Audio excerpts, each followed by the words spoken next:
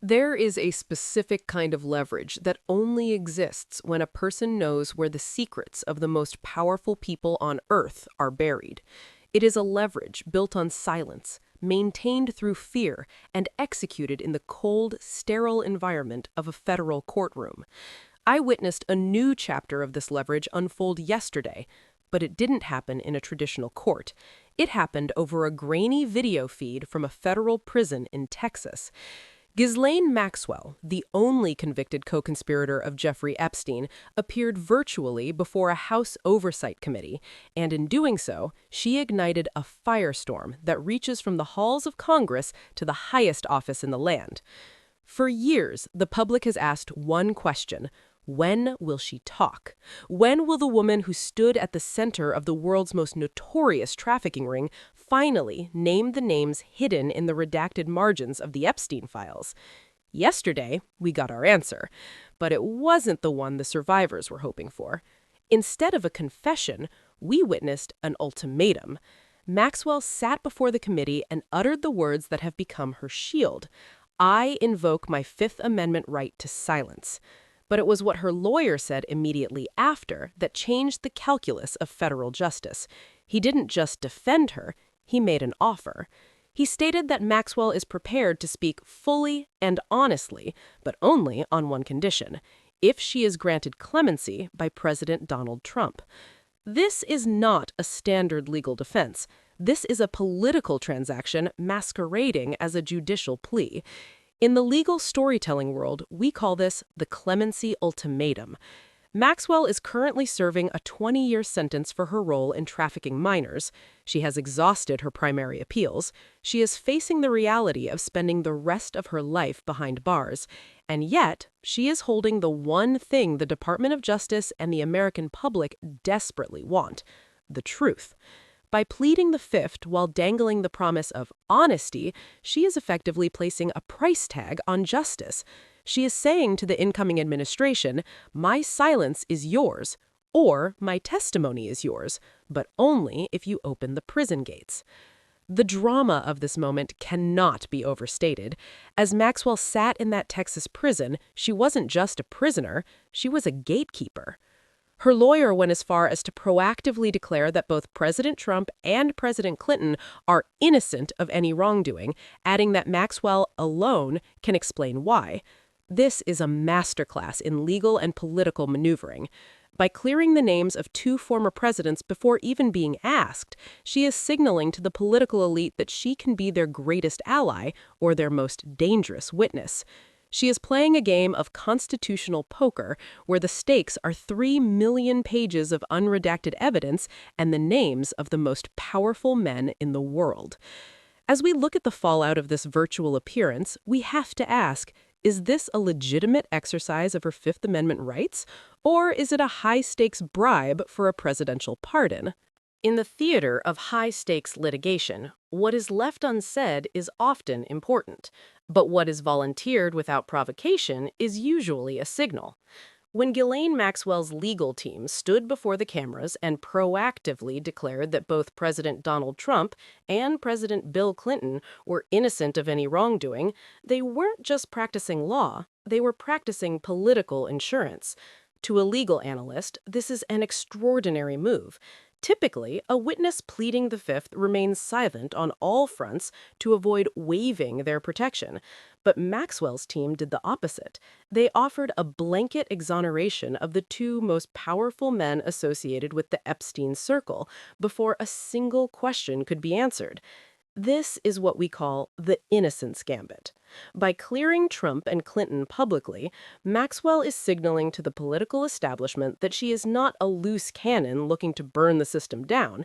She is positioning herself as the final arbiter of truth, the only person who can truly close the book on the decades of rumors surrounding the Epstein flight logs.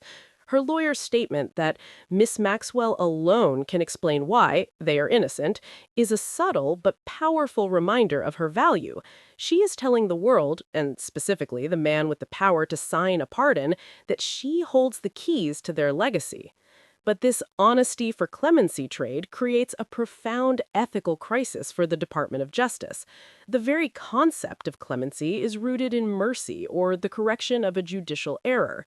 It is not intended to be a pay-to-play mechanism for testimony. If a president grants clemency in exchange for information, it risks turning the pardon power into a tool for suppressing or shaping the truth. Critics on the House Oversight Committee are already sounding the alarm. They argue that Maxwell isn't offering to tell the truth. She is offering to tell a specific version of the truth that ensures her own freedom. The stakes for Maxwell could not be higher. She is currently housed in a low-security federal prison in Tallahassee, facing 2 decades of incarceration. At her age, a 20-year sentence is effectively a life sentence. She has watched as the 3 million pages of DOJ files have begun to leak, revealing a web of connections that she once managed with ironclad discretion. She knows that as more names are unredacted, her leverage decreases. This virtual appearance was her Hail Mary. It was a message to Mar-a-Lago. I am the only one who can make this go away for you. However, the political divide in Washington is already complicating her gamble. While some Republicans warn that granting immunity to a convicted trafficker would be a betrayal of the survivors, Democrats argue that Maxwell is simply playing the president. They suggest this is a calculated effort to secure a pardon by keeping her mouth shut until the pen hits the paper. In this part of our analysis, we see the collision of legal rights and political reality. The Fifth Amendment is a shield against self-incrimination, but in Maxwell's hands, it has been transformed into a bargaining chip for a get-out-of-jail-free card. The question now is, will the system value the honesty she promises, or will it see the ultimatum for what it is, a final, desperate act of manipulation? In the world of federal investigations, there is a saying, people lie, but the paper remembers. While Ghislaine Maxwell was using her virtual appearance to bargain for her future, a different kind of drama was unfolding within the 3 million pages of evidence recently released by the Department of Justice. This mountain of data is not just a collection of old emails and logs, it is a digital autopsy of a criminal enterprise. And as lawmakers began the grueling process of reviewing the unredacted files for the first time, they discovered that the paper trail is starting to catch up with some of the most powerful figures in Washington, specifically Commerce Secretary Howard Lutnick. The case of Howard Lutnick is a perfect case study in why the unredacted truth is so dangerous for the political elite. For months, Lutnick has maintained a very specific public narrative. He insisted that he distanced himself from Jeffrey Epstein as far back as 2005. He went on podcasts and used strong, evocative language, calling Epstein gross and claiming he was never in the room with him socially, for business, or even for philanthropy. To the public, he was a man who saw the darkness early and walked away. But the Department of Justice files tell a different story.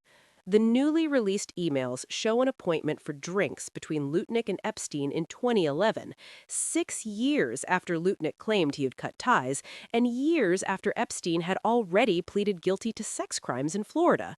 This is what we call a material discrepancy. In the eyes of a federal investigator, it's not just about the drinks, it's about the credibility of a sitting cabinet secretary.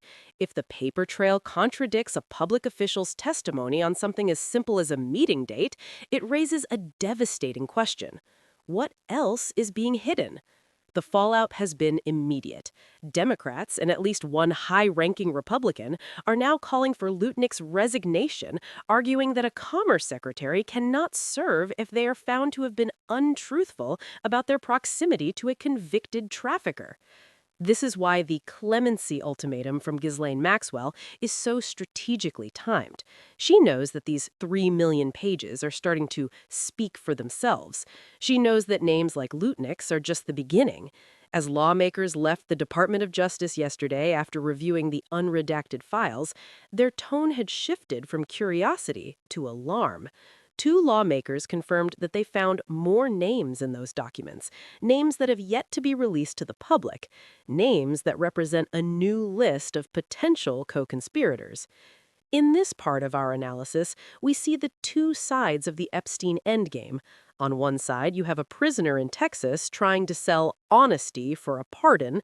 On the other side, you have the DOJ's own archives revealing a reality that no amount of clemency can erase. The 2011 email isn't just an appointment for drinks. It is a crack in the wall of silence that has protected the elite for 2 decades.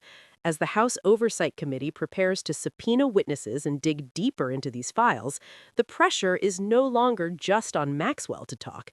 The pressure is on the system to explain why for years the paper trail was ignored while the gross reality was allowed to hide in plain sight. There is a chilling precision in the way Ghislaine Maxwell's legal team has framed her value to the political world.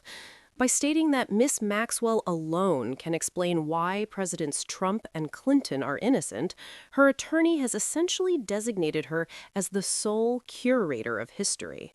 This is a psychological power play designed to create a monopoly on truth. In the eyes of a federal prosecutor, a witness is usually valuable for who they can incriminate. But in the world of high-level political defense, a witness is often more valuable for who they can exonerate. This is the gatekeeper role that Maxwell has now embraced from her prison cell. She isn't just offering to be a witness, she is offering to be a shield. By claiming that only she can explain the why behind the innocence of these world leaders, she's creating a narrative where the unredacted files, no matter how damning they might look, cannot be understood without her permission. It is a brilliant, if ethically bankrupt, strategy. She is betting that the fear of a misinterpreted legacy is stronger than the desire for a complete investigation. She is dangling a key to a vault that contains the reputations of the global elite, and she is telling the president that the price of that key is her freedom. However, this gamble is meeting significant friction within the halls of Congress. The House Oversight Committee's top Republican has already signaled that the appetite for such a transaction is low. He stated publicly, "I personally don't think she should be granted any type of immunity or clemency." This is a critical development for our analysis. It shows that even within the president's own party, there is a deep-seated fear of the optics of this deal. Granting clemency to a convicted trafficker, the very person who enabled the abuse of dozens of minors in exchange for honesty about powerful men, is a political radioactive zone. It risks alienating the voter base that values law and order and justice for the survivors. Democrats on the committee are even more blunt. They are characterizing Maxwell's silence as a calculated effort to secure a pardon by keeping her mouth shut until the transaction is complete. They argue that her invocation of the Fifth Amendment isn't about protecting herself from self-incrimination, it's about protecting her leverage. In this interpretation, Maxwell is holding the truth hostage. She is treating the victim's need for closure as a bargaining chip in a cold, transactional game. If she speaks now, she loses her power.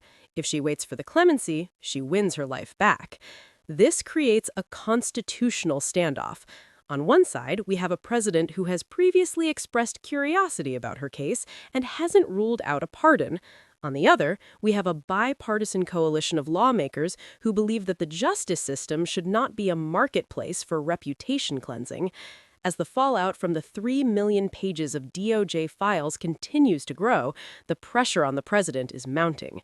He must decide if the honesty Maxwell promises is worth the moral and political cost of overriding a 20-year federal sentence. In the next part of our analysis, we will look at the survivors' stakes, the people who are being left out of this high-stakes negotiation between a prisoner and a president. While the lawyers and the politicians debate the merits of a presidential pardon, there is a group of people whose voices are often drowned out by the noise of high-level maneuvering, the survivors. For them, justice was never a bargain. It was a decades-long war. These women fought through the shadows of the Epstein estates, through the intimidation of high-priced legal teams, and through the prolonged silence of the Department of Justice to finally see Ghislaine Maxwell in a federal prison uniform. For the survivors, Maxwell's 20-year sentence was the first real sign that the system might actually value human life over political protection. But today, that justice is being treated as a luxury item, something that can be bought and sold with a presidential signature. This is the moral core of the Clemency Ultimatum. By offering to speak honestly only after being granted freedom, Maxwell is effectively holding the survivor's final piece for ransom. She is acknowledging that she has the information they need to finally close this chapter of their lives, but she is refusing to give it up unless she is allowed to walk free. In the legal storytelling of this case, we have to recognize this for what it is, a continuation of the same power dynamics that allowed the crimes to happen in the first place. The powerful are still negotiating over the heads of the vulnerable. The urgency of this situation was highlighted by the breaking news coming off the Hill. As Rachel Scott reported, lawmakers were granted access for the first time to review the unredacted Jeffrey Epstein files at the Department of Justice. The reaction was immediate and somber. 2 lawmakers emerged from that viewing to state that they found more names in those documents, names that the American public has a right to know, names that represent a list of individuals who may have been involved in, or at the very least, aware of, the systemic abuse that occurred. This is why the committee is now looking at Commerce Secretary Howard Lutnick and others. They are chasing the truth that the paper trail is finally starting to reveal. The House Oversight Committee is now faced with a devastating choice. Do they allow Maxwell to remain silent, hoping the 3 million pages of documents are enough to secure justice for the survivors, or do they entertain the idea of clemency to get the missing pieces that only Maxwell possesses? R.J. O'Brien, a key figure in the investigation, made it clear. The goal is to get information from anyone who can help get justice for the survivors. But if that justice comes at the cost of releasing the person who orchestrated the abuse, is it truly justice at all? This is the price of truth in a broken system. We are seeing a sitting cabinet secretary under fire for his alleged ties. We are seeing lawmakers shocked by the names in the unredacted files. And we are seeing a convicted trafficker trying to use that chaos to her advantage. The survivors are watching a system that promised them finality, now considering a deal with the very woman who shattered their lives. In the final part of our analysis, we will look at the ultimate question. What happens to the rule of law when the truth is used as a bribe, and what will the president's final decision tell us about the future of American justice? The legal journey of Ghislaine Maxwell has reached its most dangerous intersection. It is no longer just a matter of criminal law. It has become a defining test for the American constitutional system. We are witnessing a moment where the executive power of the pardon is being openly courted by a convicted felon as a tool for political narrative building. The question is no longer just about what Maxwell did in the past, but what the system will do in the present. As we look at the finality of this gamble, we are looking at the potential end of the most significant trafficking investigation in history, not with a gavel, but with a signature. The pressure on the incoming administration is unprecedented. President Trump, who was friends with Epstein for over 2 decades, now holds the ultimate get-out-of-jail-free card. If he grants clemency, he effectively shuts down the most valuable witness the Department of Justice has ever had. Maxwell's lawyer has made the offer clear: freedom in exchange for the narrative. By clearing both Trump and Clinton before she even begins to speak, Maxwell is promising a version of the truth that protects the status quo. In the world of elite democracy analysis, this is the ultimate closed-loop system. The defendant chooses the truth, the president signs the paper, and the secrets remain buried in the shadows of the elite. But there is a ticking clock that Maxwell cannot stop. The 3 million pages of unredacted evidence currently being reviewed by lawmakers. Even if Maxwell stays silent, the paper trail is already starting to speak. The fallout for Commerce Secretary Howard Lutnick is just the beginning. When lawmakers emerge from the Department of Justice stating they have found more names that need to be released, it signals that the window for a secret deal is closing. The public demand for transparency has reached a fever pitch. If the president chooses to pardon Maxwell while the DOJ files are revealing new co-conspirators, it could trigger a constitutional crisis that rivals the original crimes. Ultimately, this case reveals a chilling truth about the intersection of power and the law. It suggests that if you know enough about the people at the top, the rules of the bottom no longer apply. Maxwell is betting that her honesty is more valuable than her punishment. She is betting that the fear of what is in those 3 million pages will force the hand of the president. But in doing so, she has turned the American legal system into a marketplace. If she succeeds, it sends a message that justice is negotiable. If she fails, she will spend the next 20 years in a federal cell, knowing that her final attempt to manipulate the truth was the one gamble she couldn't win. The 3 million pages are being read. The names are being found. The survivors are waiting. This is the end of the line for the elite silence. As we watch the House Oversight Committee issue their next set of subpoenas and the president weigh his final decision, we have to ask ourselves, what is the price of the truth? And is any information worth the cost of letting a trafficker walk free? The legal case is winding down, but the human consequences will last for generations. Let me know what you think in the comments. Should the president take the deal to get the names, or should the law take its course? Thank you for watching this deep dive.